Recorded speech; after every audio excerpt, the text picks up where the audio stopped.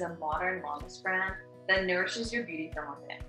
Beauty being so much more than just what shows up on your skin, but about the energy you exude and how mentally healthy and capable you feel. We do this with pure, potent, and efficacious supplements that holistically nurture your skin, body, and mind. This includes our liquid marine collagen elixirs, our vegan omega oil, and our probiotic and adaptogen powders. So Aura Inner Beauty is really on a mission to modernize the way the world views vitamins by building nutritional wellness with delicious tasting supplements that embody the best of science and nature. So it embodies the best of nature because we formulate ingredients from nature, not synthetic vitamins, sugar, or other unnecessary additives. That's why we say Aura Inner Beauty is a natural extension of your diet with approachable products that deliver your daily dose of wellness, elevated in a way that tastes great, looks beautiful, and ultimately elicits an emotional connection to the brand. And speaking of emotional connection, why is that something that's so important to your brand? Yeah, so when I was first developing the line, I did a lot of research around pill fatigue. So pill fatigue is very real. Pills really offer no emotional connection and are really a mindless activity to get our nutrients. So why does this matter? Without the emotional connection, like taste, smell, or experience, it makes it very easy for pills to make its way to the back of your medicine cabinet and very hard to pick back up again because you often forget the reason you were taking it in the first place. So that's why we take a holistic approach to wellness. Instead of buying 4 or 5 different supplements and taking 10 pills at various times throughout the day, all you need is one product, 1 teaspoon, once daily. So all of our products tie that emotional connection. You can mix it into your water, your smoothie, or your coffee, something that's already part of your daily routine. And it just builds the sense of the self-care ritual more than just a chore of taking your daily vitamins. So I think similar to our skincare rituals, it feels good to do nice things for ourselves, to feel nourished, to feel empowered, and feel beautiful inside and out. And as you were sharing that, I was thinking about all of the supplements that I try to make myself take every day and how much of a chore, in fact, it feels like. I think consumers are just so much more interested about actual ingredients and the amount of the ingredient to make sure it's at a level that will actually meet their required expectation. Is that something you see happening, as it relates to kind of what we put into our bodies as well? Yeah, absolutely. I see similar to the clean beauty movement that there's going to be this clean wellness trend as consumers just begin to understand what an ingredient is, and then going that extra mile to understand the transparency, how it's processed, isn't potent enough. And you kind of see that already happening with things like collagen and mushrooms. And I think it's just going to continue for all of the different types of medicinal functional ingredients that you see in supplements.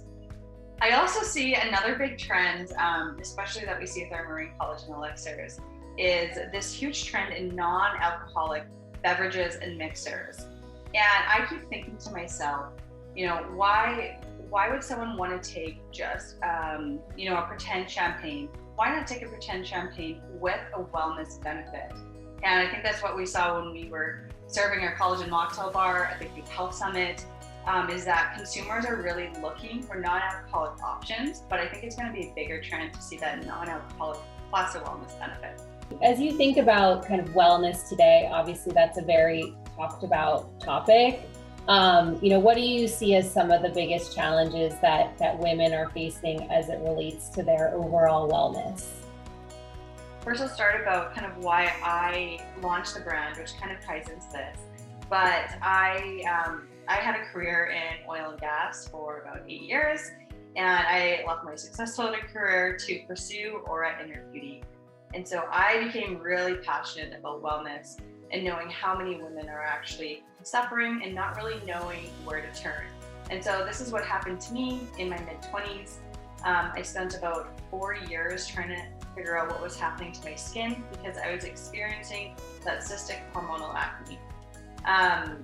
Having perfect skin almost my entire life, I was just so confused what was happening. So I went to the doctor, I went to the dermatologist, I was doing everything I was supposed to, and my skin was still very unhappy. So 4 years later, I ended up figuring out how to heal my skin myself. And I started doing research on the gut to skin connection and probiotics, adaptogens, all of the ingredients at our disposal that we don't really know about. And so it was actually the probiotics that helped heal my skin. And I was mixing and matching so many different things. And I knew there had to be a simpler way, which is where we really wanted to develop that one product, one teaspoon, once daily. And Aura Inner Beauty is based in Canada, but obviously you serve consumers in the US too, and I know you have some touch points or data points with other markets as well. Are there any notable differences, or in whether that's consumer mindset, approach to wellness, approach to beauty that you've come to see from your perspectives in those different markets? Yes, actually, it's actually the biggest difference between Canada and US is the skepticism around supplements.